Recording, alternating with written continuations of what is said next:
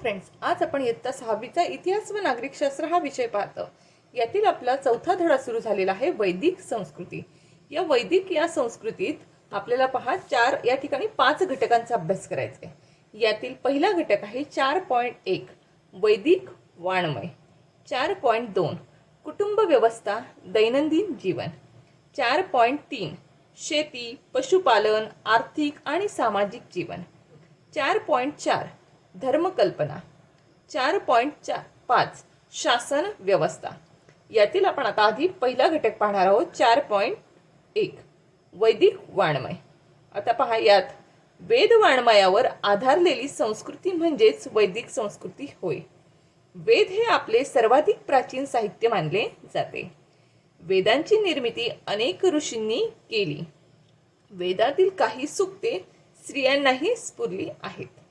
आता वेद वाङ्मयावर आधारलेली संस्कृती म्हणजेच वैदिक संस्कृती होय, बरोबर। तर वेद हे आपल्या सर्वाधिक प्राचीन साहित्य मानलं जातं। वेदांची निर्मिती अनेक ऋषींनी केली। यातील काही जी सूक्ते होती ती स्त्रियांनाही स्फुरलेली आहेत। वैदिक वाङ्मयाची भाषा संस्कृत होती। वैदिक वाङ्मयाची भाषा कशी होती? संस्कृत होती। वैदिक वाङ्मय अत्यंत समृद्ध आहे। ऋग्वेद हा त्यातील मूळ ग्रंथ मानला जातो। तो काव्यरूप आहे। ऋग्वेदासह यजुर्वेद, सामवेद आणि अथर्ववेद असे 4 वेद आहेत। या 4ही वेदांच्या ग्रंथांना संहिता असे म्हणतात। विद म्हणजे जाणणे, त्यापासून वेद ही संज्ञा तयार झाली। तिचा अर्थ ज्ञान असा होतो। मौखिक पठणाच्या आधारे वेदांचे जतन केले गेले। वेदांना श्रुती असेही म्हणतात। पहा मित्रांनो, वैदिक वाङ्मयाची भाषा कोणती होती? आपली संस्कृत ही आपली वैदिक वाङ्मयाची भाषा होती। वैदिक वाङ्मय अत्यंत समृद्ध आहे। ऋग्वेदातील त्या काळात ऋग्वेद हा जो आहे त्या काळातील अत्यंत मूळ ग्रंथ असा मानला जात होता। तो कोणत्या स्वरूपात होता? तो एका काव्याच्या स्वरूपात होता। एका काव्य गायनासारखा तो गायला जाईल। ऋग्वेदासह जसा ऋग्वेद हा अत्यंत महत्त्वाचा म्हणजे मूळ ग्रंथ मानला जातो, तसेच ऋग्वेदासह यजुर्वेद, सामवेद, अथर्ववेद असे 4 वेद आहेत। आणि या 4ही वेदांची मिळून काय तयार होते मित्रांनो? संहिता तयार होते। जर तुम्हाला प्रश्न विचारला ऋग्वेद, यजुर्वेद, सामवेद आणि अथर्ववेद हे 4ही वेद मिळून काय तयार होते, तर आपल्याला सांगता आलं पाहिजे हे 4ही वेदांच्या ग्रंथांना संहिता असे म्हणतात। आता विद म्हणजे काय? जाणणे, एखादी गोष्ट जाणून घेणे, त्यातील ज्ञान माहित करून घेणे, यालाच विद हा शब्द आहे। त्यापासूनच वेद ही संज्ञा तयार झाली। तिचा अर्थ ज्ञान असा होतो। वेद म्हणजे काय? ज्ञानप्राप्ती। आता हे मौखिक पठणाच्या आधारे वेदांचे जतन केले गेले। सुरुवातीच्या काळी लेखनाची कला अवगत नव्हती, त्यामुळे मग काय झालं? वेद हे पाठांतर केले जायचे। गुरुकडून ते शिष्यांना पाठ करून घेतले जायचे व शिष्यांकडून ते पुढच्या पिढींकडे पाठ केले जायचे। म्हणजे एकाच्या तोंडून ऐकून ते पाठांतर केलं जायचं, नंतर तो पुढच्याला ऐकवायचा, मग तो पाठांतर करायचा। म्हणजे एकाच्या तोंडून दुसऱ्याच्या तोंडी यायचं, यालाच मौखिक पठण असं म्हणतात। आणि वेदांना श्रुती असंही म्हटलं जातं। वेदांनाच काय म्हणतात? श्रुती असेही म्हणतात। ठीक आहे मित्रांनो, चला आता आपण ऋग्वेद संहिता पाहणार आहोत। आता पहा, ऋचांनी बनलेला वेद म्हणजेच ऋग्वेद होय। ऋचांनी बनलेला वेद, जे वेद ऋचांनी बनले आहेत त्यांनाच ऋग्वेद म्हणतात। मग आता तुम्ही म्हणाल ऋचा म्हणजे काय? ऋचा म्हणजे स्तुती करण्यासाठी रचलेले पद। एखाद्याची स्तुती, एखाद्याविषयी आपल्याला त्याची स्तुती करायची आहे, त्याचे गुणगान करायचे आहे, त्यासाठी जी रचली जातात, जी पदे रचली जातात त्यांना ऋचा असे म्हणतात। अनेक ऋचा एकत्र गुंफून एखाद्या देवाची स्तुती करण्यासाठी तयार केलेल्या काव्याला सूक्त असं म्हणतात। एका ऋचामध्ये आपण त्या देवाची स्तुती करतो, अशा अनेक प्रकारची त्याची स्तुती, त्याचं वर्णन करणारे ज्या अनेक ऋचा असतात त्या सर्व ऋचा एकत्र गुंफून म्हणजे एकत्र गाऊन त्यांच्यापासून काय तयार होतं मित्रांनो? एकत्र गुंफून एखाद्या देवाची स्तुती करण्यासाठी तयार केलेल्या काव्याला काय म्हणतात? मग सूक्त असं म्हटलं जातं। ऋग्वेद संहिता विविध देवतांची स्तुती करणारे सूक्त आहे। तर मित्रांनो, ऋग्वेदामध्ये काय असतं? मग ऋग्वेदामध्ये विविध देवतांची स्तुती करणारी सूक्ते आहेत, हे नीट लक्षात ठेवायचं. आता पुढे दिलेलं आहे पहा आपल्याला यजुर्वेद संहिता. काय दिलेलं आहे मित्रांनो? यजुर्वेद संहिता. यजुर्वेद संहितेमध्ये यज्ञात म्हटले जाणारे मंत्र आहेत. यज्ञविधीमध्ये कोणत्या मंत्राचे पठण केव्हा आणि कसे करावे याचे मार्गदर्शन या संहितेत आहे. आता पहा, एकाकडून दुसरीकडे, दुसरीकडून तिसरीकडे मंत्रांचं पठण तर आपण करत असतोय, परंतु कोणता मंत्र कोणत्या ठिकाणी म्हणावा व तो कसा म्हणावा याचं जे मार्गदर्शन आहे ते यजुर्वेद संहितेमध्ये आपल्याला दिलेलं आहे. पद्यात असणारे मंत्र आणि गद्यात दिलेले त्या मंत्रांचे स्पष्टीकरण अशी या संहितेची रचना आहे. पद्यात असणारे मंत्र आणि गद्यात दिलेल्या त्या मंत्रांचे स्पष्टीकरण म्हणजेच ह्या मंत्रांचं कसं आहे, या संहितेमध्ये, यजुर्वेद संहितेमध्ये जे मंत्र आहेत ते पद्य स्वरूपामध्ये आहेत. पद्य स्वरूपात ते गायचे असतात, परंतु ते पद्य स्वरूपातला जो मंत्र आहे त्याचा अर्थ आपल्याला गद्यात दिलेला आहे. अशा प्रकारची ह्या संहितेची रचना आहे मित्रांनो. पहा, आता या ठिकाणी दिलेला आहे आपल्याला काही सूक्तांचा मराठी भाषेत अर्थ दिलाय. सूक्त ही संस्कृतमध्ये असतात, परंतु ते संस्कृतच्या सूक्तांचा अर्थ पहा. हे देवा, खूप पाऊस पाड, आमच्या शेतात भरघोस पीक येऊ दे, आमच्या मुलाबाळांना भरपूर दूध दुभते दे. आता जे संस्कृतचे सूक्त असेल एखादं, त्या सूक्ताचा मराठीत अर्थ अशा पद्धतीने दिलेला आहे. गायी आमच्या घरी येवोत, आमच्या गोठ्यात त्या आनंदाने राहोत, त्यांना पुष्कळ वासरे होत. लोक हो, चला उठा, उशेच्या आगमनाबरोबर अंधार नाहीसा झाला आहे आणि प्रकाशाचे आगमन होत आहे. उशेचे सर्व विश्वाला जागे केले आहे. उशेने सर्व विश्वाला जागे केले आहे. आपण आपापले उद्योग करून धन मिळवूया. हे जे मंत्र असतात, सूक्त असतात, या सूक्तांचा मराठीत अशा प्रकारे अर्थ दिलेला असतो. आता या ठिकाणी पहा, सामवेद संहिता. आता सामवेद संहिता म्हणजे काय? काही यज्ञविधीच्या वेळी तालासुरात मंत्र गायन केले जाईल. ते गायन कसे करावे याचे मार्गदर्शन सामवेद संहितेत केलेले आहे. भारतीय संगीताच्या निर्मितीमध्ये सामवेदाचा मोठा वाटा आहे. आता सामवेदामध्ये काय आहे? आपले जे यज्ञ होते ते कसे होते? काव्य स्वरूपात असायचे. मग ते गायन करताना तालासुरात मंत्र गायन केले जायचे. ते गायन कसं करावं, कोणत्या ठिकाणी कोणता राग वापरावा याच्याविषयी जे मार्गदर्शन होतं ते सामवेद संहितेत दिले होतं. आणि या सामवेद संहितेचाच आपल्या भारतीय संगीत निर्मितीमध्ये खूप मोठा असा वाटा आहे. अथर्ववेद संहिता. अथर्ववेद संहिता पहा, आता या ठिकाणी अथर्ववेदाच्या संहितेला अथर्व ऋषींचे नाव देण्यात आले. आता अथर्ववेद ही जी संहिता आहे हिला अथर्व नाव हे अथर्व ऋषींच्या नावावरून देण्यात आलेलं आहे. अथर्ववेदात दैनंदिन जीवनात अनेक गोष्टींना महत्त्व दिलेले आढळते.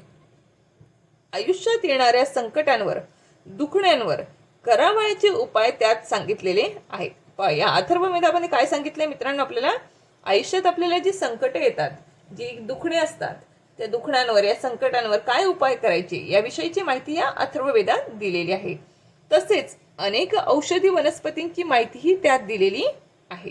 राजाने राज्य कसे करावे याचे मार्गदर्शनही त्यात केलेले आहे.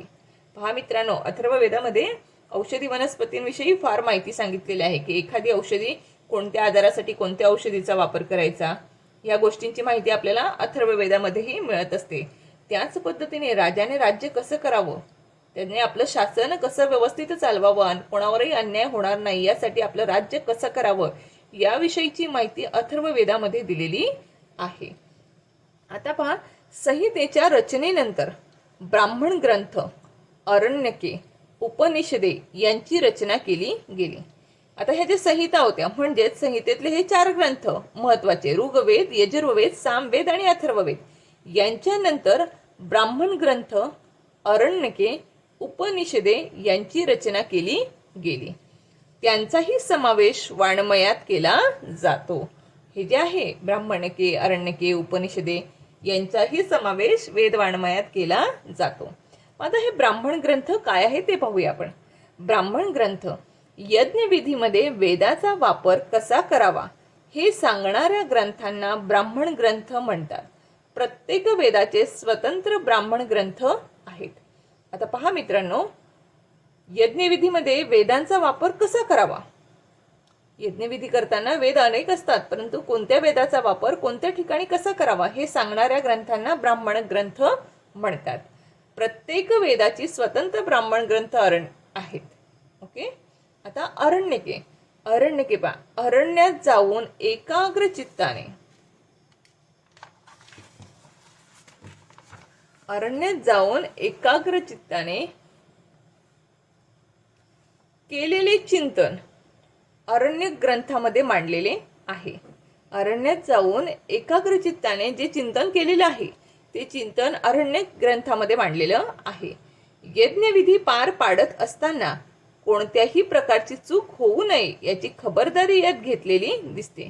आपण जेव्हा यज्ञविधी करत असतो त्यावेळी कुठल्याही प्रकारची चूक व्हायला नको याची खबरदारी कशी घ्यावी याची सर्व माहिती या अरण्यकेमध्ये दिलेली आहे. आता उपनिषदे. आता उपनिषदात बघा काय सांगितलेलं आहे आपल्याला. उपनिषद म्हणजे गुरुजवळ बसून. उपनिषद म्हणजे काय म्हटलेलं आहे मित्रांनो. उपनिषद म्हणजे गुरुजवळ बसून मिळवलेले ज्ञान. अतिशय महत्वाचं आहे, ओळ लक्षात ठेवायची. तुम्हाला तर म्हटलं टिंबटिंब म्हणजेच गुरुजवळ बसून मिळवलेले ज्ञान, किंवा उपनिषद म्हणजे टिंबटिंब जवळ बसून मिळवलेले ज्ञान. तर मित्रांनो, उपनिषद म्हणजे गुरुजवळ बसून मिळवलेले ज्ञान. जन्म मृत्यू सारख्या घटनांबद्दल अनेक प्रश्न आपल्या मनात येत असतात. त्या प्रश्नांची उत्तरे सहज मिळत नाही. अशा गहन प्रश्नांवर उपनिषदांमध्ये चर्चा केलेली आहे. 4 वेद, ब्राह्मण ग्रंथ, अरण्यके आणि उपनिषदे रचण्यास सुमारे 1500 वर्षाचा कालावधी लागला. पहा मित्रांनो, आपले जे 4 वेद आहेत ते 4 वेद, ब्राह्मण ग्रंथ, अरण्यके आणि उपनिषदे हे सर्व रचण्यासाठी सुमारे किती वर्ष लागलेली आहे. 1500 वर्षाचा कालावधी लागलेला आहे. त्या कालावधीत वेदकालीन संस्कृतीत अनेक बदल होत गेले.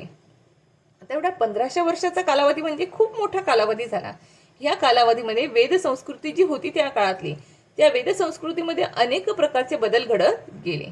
त्या बदलांचा आणि वेदकालीन लोकजीवनाचा अभ्यास करण्यासाठी वैदिक वाङ्मय हे महत्त्वाचे साधन आहे. आता त्या काळी कोणते बदल झाले किंवा त्या काळातील लोकांचं लोकजीवन कसं होतं याचा अभ्यास करण्यासाठी सुद्धा आपल्याला वैदिक वाङ्मयाचा खूप महत्त्वाचा आधार मिळतो. पहा मित्रांनो, आता आपला दुसरा पॉइंट या ठिकाणी सुरू होत आहे. 4.2 कुटुंब व्यवस्था, दैनंदिन जीवन. वेद काळात एकत्र कुटुंब पद्धती होती. कुटुंबातील कर्ता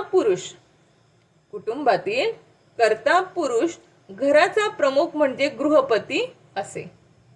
आता आपल्या घरांमध्ये आज तसंच आहे. आजही जवळजवळ आपल्या घरांमध्ये जो कर्ता पुरुष आहे, जो कमवता पुरुष आहे, तो आपल्याही कुटुंबातला कुटुंब प्रमुख असतो. त्यालाच गृहपती असे म्हणत. त्या काळात गृहपतीच्या परिवारात त्याचे वृद्ध माता पिता म्हणजेच त्या व्यक्तीचे आई वडील, त्याचे लहान भाऊ आणि त्या भावांचा परिवार, त्याची पत्नी आणि मुले, त्याच्या मुलांचा परिवार अशा सर्वांचा समावेश असे.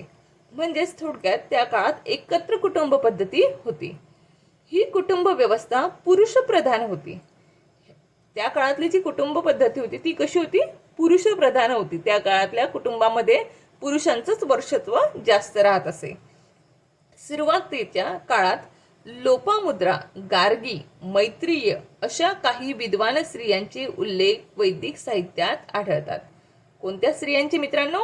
लोपामुद्रा, गार्गी आणि मैत्रेय ह्या ज्या स्त्रिया होत्या, ह्या विद्वान स्त्रियांचा उल्लेख सुरुवातीच्या वैदिक साहित्यात आपल्याला आढळतो. परंतु हळूहळू स्त्रियांवरील बंधने वाढत गेली. त्यांचे कुटुंबातील आणि समाजातील स्थान अधिक दुय्यम होत गेले. वैदिक काळातील घरे मातीची किंवा कुडाची असत. आता वैदिक काळामध्ये जी घरं होती मित्रांनो ती कशी असायची. मातीची किंवा कुडाची असायची.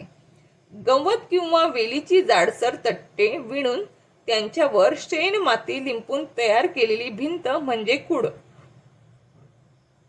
या घराच्या जमिनी शेणा मातीने सारवलेल्या असत. घरासाठी गृह किंवा शाला हे शब्द वापरले जात. मित्रांनो, वेद काळामध्ये घरासाठी कोणते शब्द वापरले जात? तर घरासाठी गृह किंवा शाला हे शब्द वापरले जायचे. त्यांची घरं मातीची किंवा कुडाची असायची, किंवा गवत वेलीची जाडसर तट्टे विणून त्याच्यावर काय करायचे, शेण माती लिंपून त्याच्या भिंती म्हणजेच कुडाच्या भिंती तयार केल्या गेल्या असायच्या.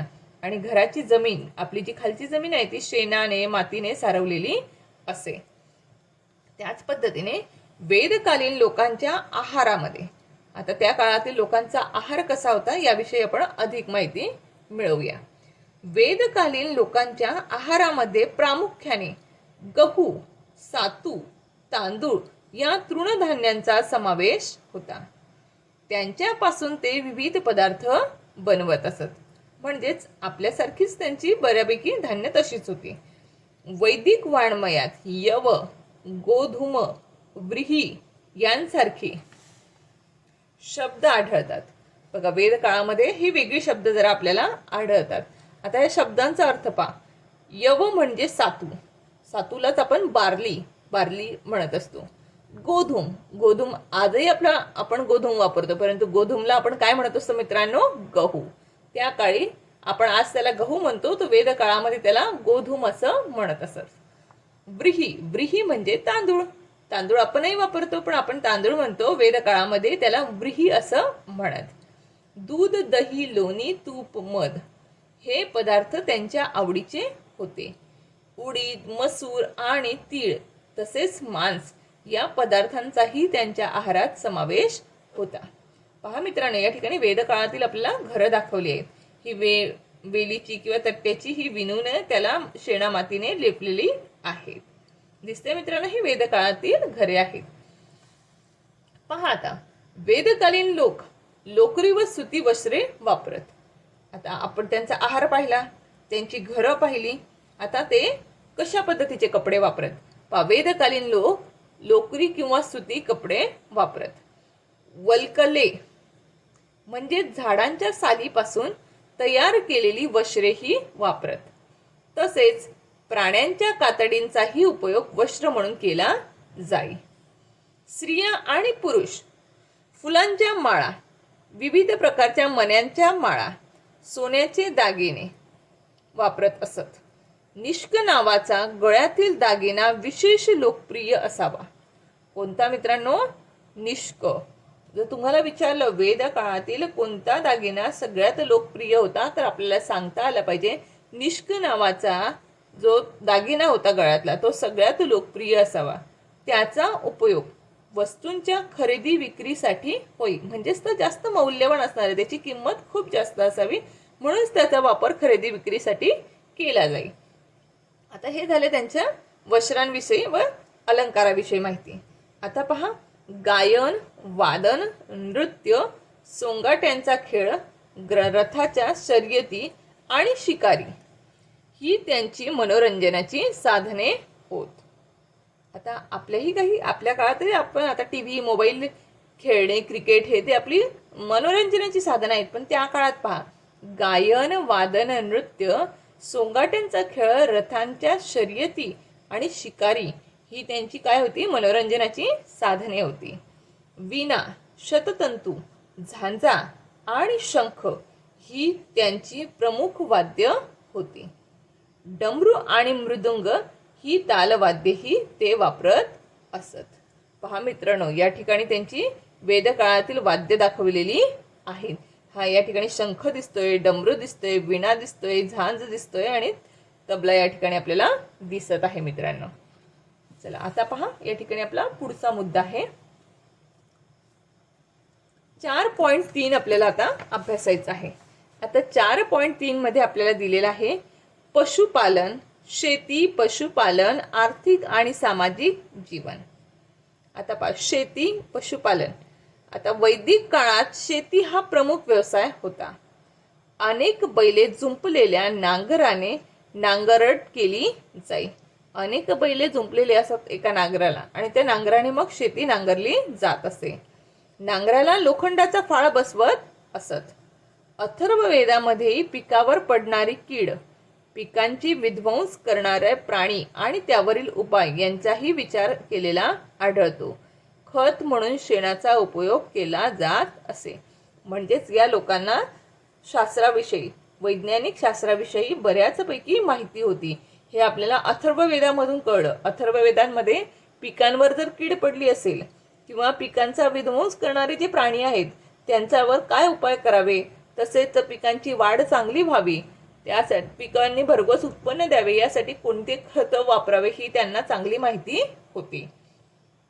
वैदिक काळात घोडा, गाय, बैल, कुत्रा या प्राण्यांना विशेष महत्त्व होते. गायीच्या विनिमयासाठी उपयोग केला जाई. गायीचा उपयोग कशासाठी केला जाईल? विनिमयासाठी केला जाईल. म्हणजेच एखादी वस्तू घेण्यासाठी एक गाय, 2 गाय, 3 गाय अशी त्यांची जे काही किंमत ठरलेली असेल त्या पद्धतीने विनिमयासाठी गायीचा उपयोग केला जाईल. इतरांनी गायी चोरून नेऊ नयेत म्हणून विशेष काळजी घेतली जाई. घोडा हा अत्यंत वेगाने पळणारा प्राणी. त्याला माणसाळून रथाला जोडण्यात वेदकालीन लोक निष्णात होते. म्हणजे वेदकालीन लोकांनी घोड्याला पाळलं, त्याला माणसाळलं, माणसात राहायला शिकवलं आणि मग त्याला त्यांनी रथाला जोडून घोड्यांना रथाला जोडलं आणि मग ही त्यांची रथ वेगवान धावू लागले. वेदकालीन रथाची चाके आऱ्यांची होती. आऱ्यांची या ठिकाणी पाहायला दिसत आहेत ना, ह्या लाईन्स ज्या आहेत ह्या लाईन्सला काय म्हटलं जातं? आऱ्या असं म्हटलं जातं. त्यांची कशी होती? मग ती आऱ्यांची चाके होती. भरीव चाकापेक्षा आऱ्यांची चाक वजनाने हलकी असतात. त्यामुळे घोडे जोडलेले आऱ्यांच्या चाकांची वेदकालीन रथ अर्थातच खूप वेगाने धावत. आधीच आऱ्यांमुळे चाकाचं वजन कमी झालेलं आणि त्यात अश्व म्हणजेच घोडा हा वेगवान धावणारा, तर अशा रथाला जर घोडे जोडले तर त्यांचा रथ अतिशय वेगाने धावत असे. या ठिकाणी पहा, वेदकालीन रथाचं चित्र आपल्याला दाखवलेले आहे. हे घोडे रथाला झुंपलेले आहेत आणि भरीव चाकाऐवजी आऱ्यांच्या चाकाचा वापर या ठिकाणी केलेला आहे. दिसतंय मित्रांनो? त्यामुळे चाकाचं वजन कमी झालं आणि रथ अतिशय घोड्यांमुळे वेगाने धावू लागला. आता पहा, तुम्हाला दिलेलं आहे घोड्याला अश्व असे म्हणतात. आपल्याला माहित आहे मित्रांनो, घोड्याला अश्व म्हणतात. एखाद्या इंजिनचा वेग मोजण्यासाठी जे एकक वापरले जाते त्याला अश्वशक्ती म्हणजे हॉर्स पॉवर असे म्हणतात. एखादं इंजिन आहे त्याची धावण्याची क्षमता किती आहे हे मोजण्यासाठी अश्वशक्ती म्हणजेच आपण हॉर्स पॉवर हे असं आपण एकक वापरत असतो. आता पहा मित्रांनो, त्या काळात शेती आणि पशुपालन यांखेरीज इतर अनेक व्यवसायांचाही विकास झाला होता. व्यावसायिक, कारागीर समाज व्यवस्थेचे महत्त्वाचे घटक होते. श्रेणी या नावाने ओळखले जाणारे त्यांचे स्वतंत्र संघ होते. अशा श्रेणीच्या प्रमुखाला श्रेष्ठी म्हणत असत. परंतु हळूहळू व्यावसायिक कारागिरांचा दर्जा दुय्यम होत गेला. पहा मित्रांनो, सुरुवातीला काय व्हायचं? शेती, पशुपालन यांखेरीज कोणते अनेक व्यवसायी लोक करत असत. व्यावसायिक, कारागीर समाज व्यवस्थेत महत्त्वाचे घटक त्या काळात आधी सुरुवातीला ठरले.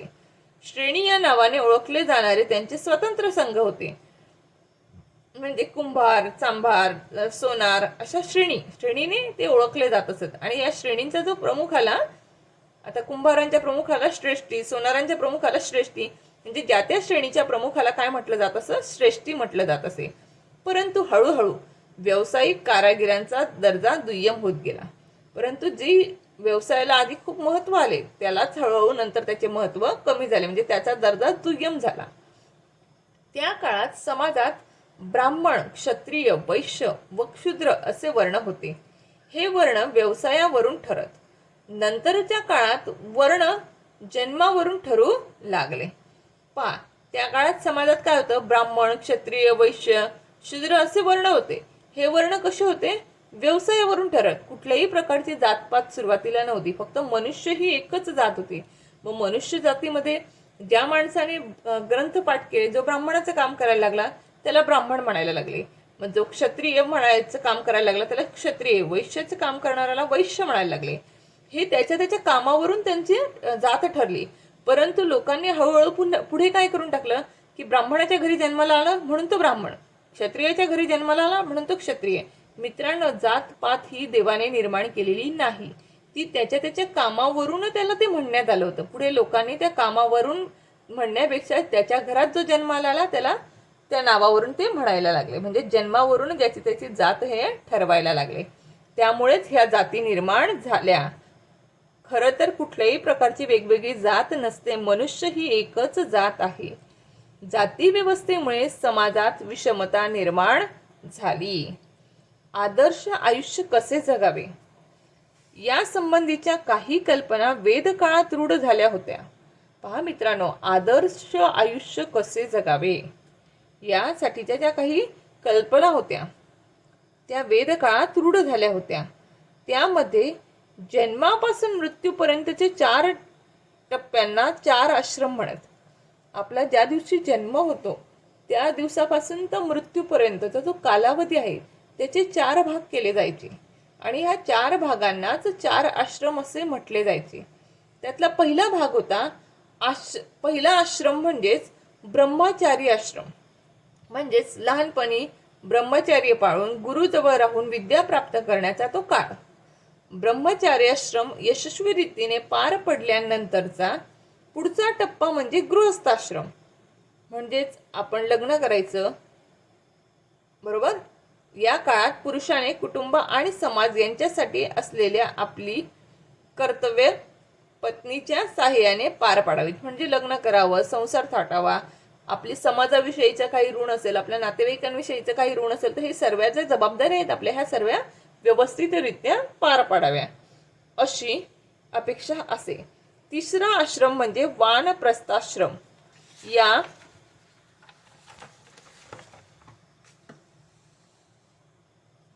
या टप्प्यावर त्याने घरदाराच्या मोहाचा त्याग करायचा.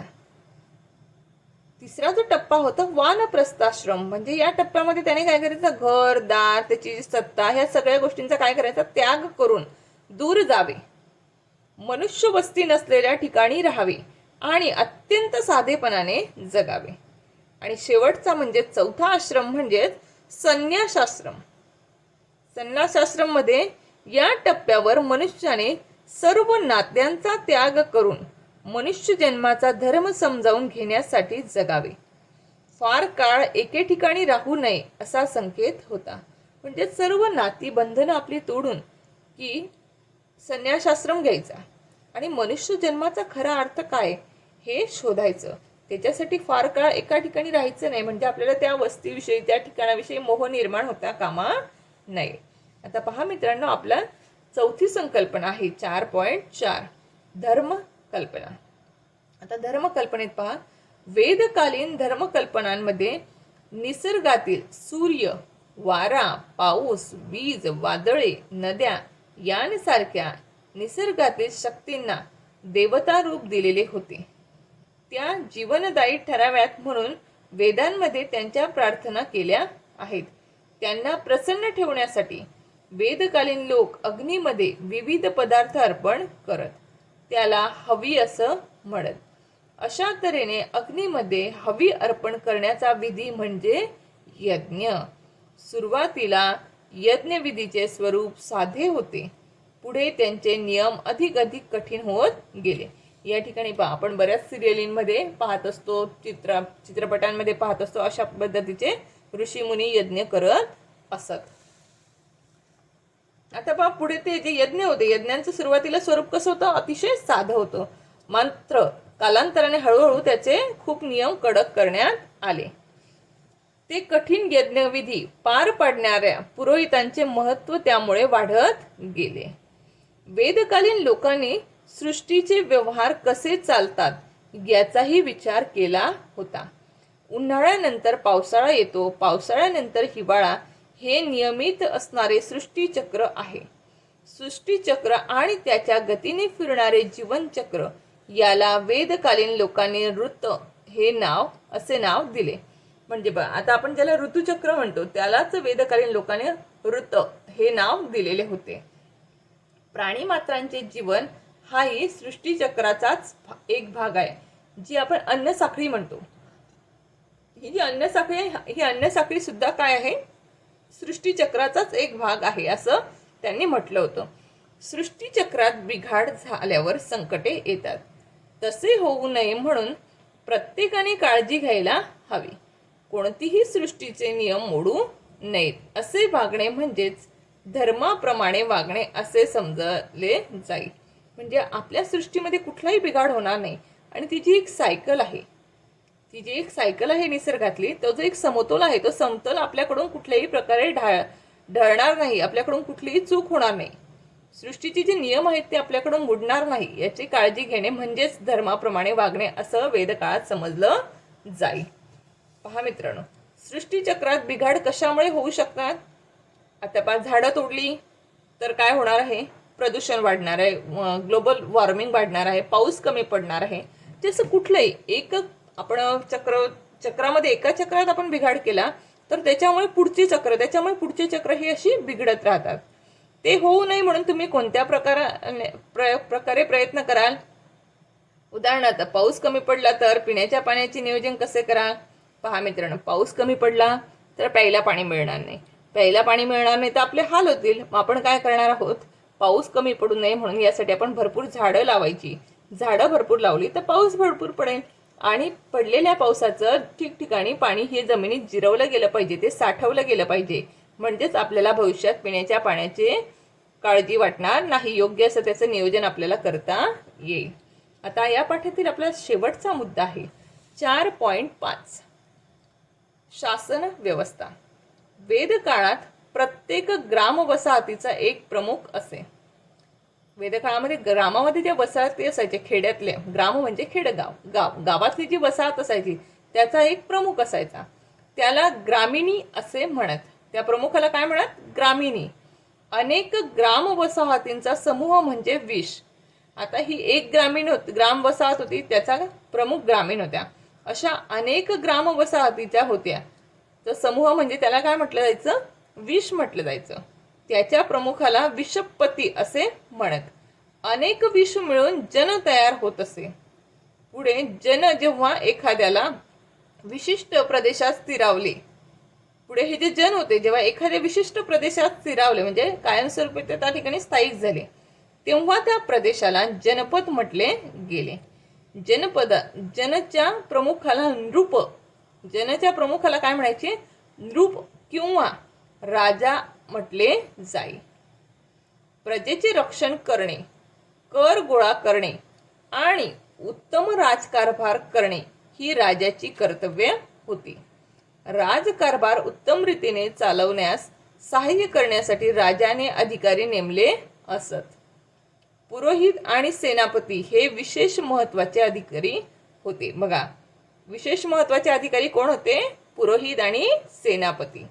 कर वसुली करण्यासाठी नेमलेल्या अधिकाऱ्याला काय म्हणत? भागदूक असे म्हणत. कर वसूल करणारा जो व्यक्ती होता त्या व्यक्तीला काय म्हणजे त्या अधिकारी होता, त्या अधिकाऱ्याला काय म्हणत असत? भागदूक असे म्हणत. भाग म्हणजे वाटा. जनच्या उत्पन्नातील राजाचा भाग गोळा करणारा तो भागदूक. राजाला मार्गदर्शन करण्यासाठी सभा, समिती, विदत आणि जन अशा 4 संस्था होत्या. आता राजा एकटा एवढा सर्व कारभारचा सांभाळू शकत नाही.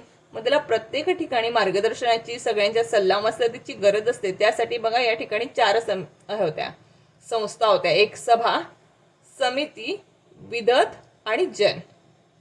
त्यांमध्ये राज्यातील लोक सहभागी होत. सभा आणि विदत या संस्थांच्या कामकाजात स्त्रियांचाही सहभाग असे. राज्यातील ज्येष्ठ व्यक्तींच्या मंडळास सभा म्हणत, तर लोकांच्या सर्वसाधारण बैठकीस समिती असं म्हणत. जी राज्यातील ज्येष्ठ व्यक्तींची सभा असायची, बैठक असायची, त्याला सभा म्हणायचे. आणि लोकांच्या सर्वसाधारण बैठकीस काय म्हणत असत? त्यावेळी समिती असं म्हणत. समितीमध्ये लोकांचा सहभाग असे. पुढे आहे या ठिकाणी पुढे वैदिक विचार प्रवाहात स्मृती व पुराण नामाचे वाङ्मय निर्माण झाले. त्यानंतर पहा मित्रांनो, वैदिक विचार प्रवाहात स्मृती आणि पुराण नावाचे वाङ्मय निर्माण झाले. वेद, स्मृती, पुराणे स्थानिक लोकधारणा इत्यादींवर आधारलेली धार्मिक प्रवाह कालांतराने हिंदू या नावाने ओळखले जाऊ लागला. प्राचीन भारतात यज्ञविधी आणि वर्णव्यवस्था यांच्या बाबतीत वैदिक प्रवाहांपेक्षा वेगळी भूमिका घेणाऱ्या धार्मिक प्रवाह अस्तित्वात होते. पुढील पाठात आपण त्यांचा परिचय करून घेणार आहोत मित्रांनो. अशा पद्धतीने आपण या पाठामध्ये वैदिक काळातील माहिती मिळवलेली आहे मित्रांनो. या पाठाचं तुम्ही अतिशय बारकाईने पुन्हा पुन्हा वाचन करा, म्हणजेच तुम्हाला ह्या सर्वांविषयी माहिती व्यवस्थित कळेल मित्रांनो. धन्यवाद. बाय.